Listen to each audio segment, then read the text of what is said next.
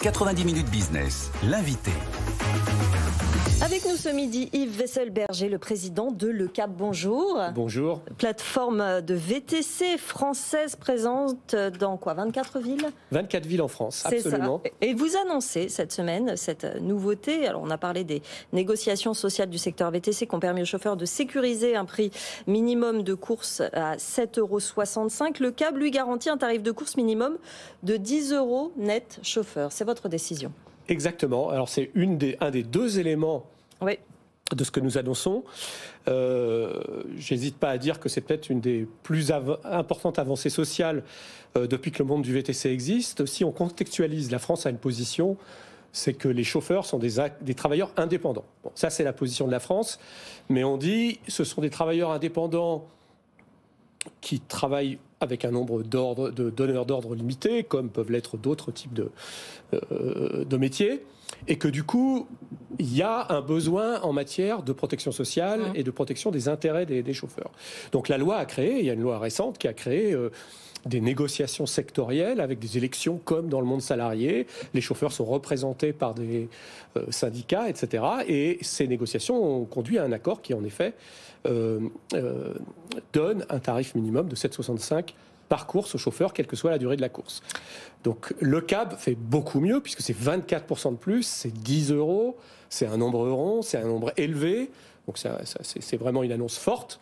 Et ça, c'est un des deux éléments de ce que nous faisons. Après, il y a un deuxième élément. Le tarif horaire. Voilà, et ça c'est encore plus fort. C'est-à-dire que là, on passe dans quelque chose qui n'existe pas. C'est-à-dire de dire, les chauffeurs, quand vous travaillez avec nous, le temps que vous nous consacrez ne peut pas rapporter moins qu'un certain montant. Et le montant dont on parle, c'est 35 €. 35 €, c'est un montant très élevé. Pour vous situer, le SMIC, par exemple, est à 11,27 €. Donc c'est 3 fois le SMIC. C'est pas la même chose, c'est du revenu. Ils doivent assurer leurs dépenses, le carburant, les véhicules, ce qu'ils payent aux plateformes, etc. Néanmoins, c'est quelque chose qui n'a jamais été fait en France. Le CAB invente un concept, et c'est ce concept de revenu horaire minimal pour les chauffeurs. Donc vous annoncez ces deux décisions. Sur quoi va reposer ce prix ? Est-ce que c'est le client qui va absorber cette hausse ? Je parle pour la course de 10 € minimum. Pardon, le revenu pour le chauffeur qui va à chaque course prendre 10 €. C'est le client qui va le payer ? C'est la plateforme qui compense ? Comment ça se passe ? Alors en gros, c'est la plateforme qui compense, c'est nous.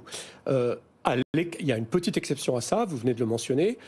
Il y a une course minimum qui augmente, c'est-à-dire il n'y a plus de courses à 8 ou 9 €. Ça représentait moins de 5% des courses, donc ce n'est pas un phénomène majeur. En revanche, l'autre élément, le revenu horaire chauffeur, il est complètement assuré par la plateforme, il n'y a aucun impact sur le prix des courses. Donc pour les clients, pour 95% des courses, il n'y a aucun changement. Et pour les toutes petites courses, effectivement, il n'existe plus de toutes petites courses de moins de 10 €. Ça va donner quoi, une course à 12 € minimum ? Voilà, ça donne une course à 12 €. 12 €, exactement. La raison de ça, c'est garder des chauffeurs, les attirer. C'est garder les chauffeurs, mais c'est aussi de dire, les chauffeurs sont des personnes qui ont le droit de gagner leur vie correctement. Il faut bien voir que quand vous aviez des courses à 8 €, ça fait quelque chose comme 6 ou 6,50 € pour le chauffeur, il doit payer toutes ses charges, il ne lui reste presque rien. Oui. Et donc, les chauffeurs sont des travailleurs qui doivent être respectés. Ce ne sont pas des personnes qui font des t-shirts en Chine à 1 $ de l'heure, etc.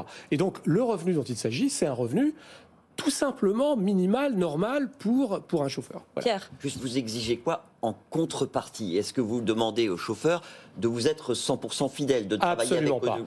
Absolument pas. Ce que nous faisons, je dirais, n'a aucune contrepartie pour les chauffeurs.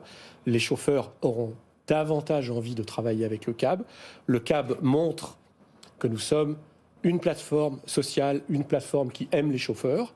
Et ce que nous espérons, donc c'est une preuve d'amour ici, ce que nous espérons, c'est que les chauffeurs aimeront ce que nous faisons aussi et viendront travailler avec nous, mais ils n'y sont pas contraints. Jean-Marc. Oui, pour rebondir sur la question de Pierre, vous avez quand même un lien formel sur le plan juridique avec vos chauffeurs. Il est de quelle nature ? Vous avez signé des contrats. Quand vous voulez vous défaire d'un chauffeur Par exemple, si il s'est montré indélicat avec un client, si il n'a pas été à l'heure au rendez-vous, etc. Est-ce que vous avez des moyens précis? Vous n'êtes pas dans une relation salarié. Le salarié, Non. il y a des procédures de licenciement, il y a des procédures de démission. Comment ça fonctionne concrètement sur le terrain? Nous avons une relation qui est une relation commerciale. On est des travailleurs indépendants. Signer un contrat. On signe un contrat, comme on signerait un contrat avec n'importe quel autre partenaire commercial. Ce contrat inclut effectivement un minimum de professionnalisme de la part du chauffeur. Après, il y a quand même des règles, c'est-à-dire qu'on n'a pas le droit de suspendre ou d'interrompre la relation sans raison avec les chauffeurs, etc. Il y a une forme de protection, mais en effet, je ne sais pas, moi, imaginez que vous soyez dans une voiture et qu'un chauffeur prenne un sens interdit, ce qui n'est en général pas le cas. Vous comprendrez bien que vous n'avez pas envie vous-même, en tant qu'utilisateur, d'être dans cette voiture.